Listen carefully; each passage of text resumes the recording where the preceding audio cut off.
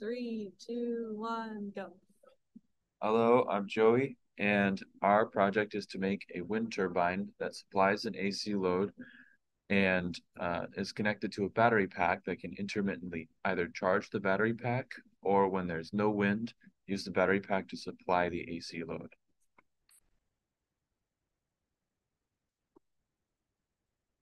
Uh, So this project is important because wind power right now is underutilized.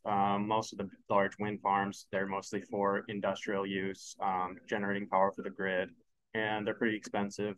Providing, affordable, cost-effective wind turbine, that'll be really important as we're transitioning to renewable energies. And yeah, most wind turbines only take advantage of the high wind speeds. So many areas have lower consistent wind speeds. The intended users are impoverished areas that don't have access to electrical power, residential customers. We think about farmers that can really utilize a smaller wind turbine and wind power. Yeah, it could be really good for off-grid enthusiasts as well, looking at that compared to solar.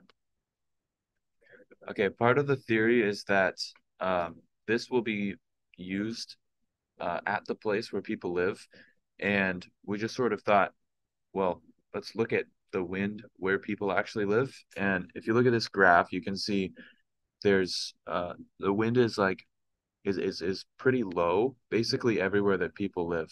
So not the middle of the US. And we also looked at Africa. On the right is a graph where deeper colors are higher population. And you can see there's a pretty good correlation to people living in low wind areas, just avoiding where there's high wind. So the idea is that you can utilize a wind turbine that's capable of being efficient in low wind, which we did some research and found the vertical axis to be stronger than the more conventional horizontal axis. Um, so horizontal is generally used in high wind areas at utility scale where they build the turbines um, in a location where they find high wind. But the idea here is that it's something small and portable that people use at their own house or at their own home. So it should be efficient in low wind, and you should be able to mount it anywhere. And it should be relatively simple and easy to use with low maintenance. All right, so the priority project outcomes we have for this design is to utilize the vertical axis wind turbine using a permanent magnetic synchronous generator that we will acquire.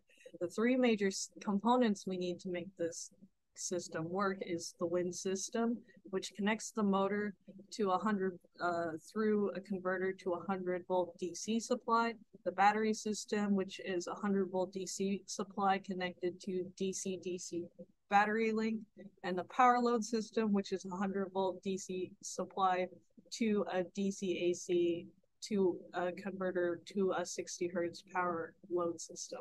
And this will contain fault protection and control systems to keep all the variables consistent. And the block diagram shows a rough draft of our current projected design needed for circuit analysis, and the control system approach we'll use for the design using an Arduino and a gate-driven circuit. And we want to make sure that when we finish completing the system, we can connect a rotor that is vertical controlled and be able to generate power into the circuit.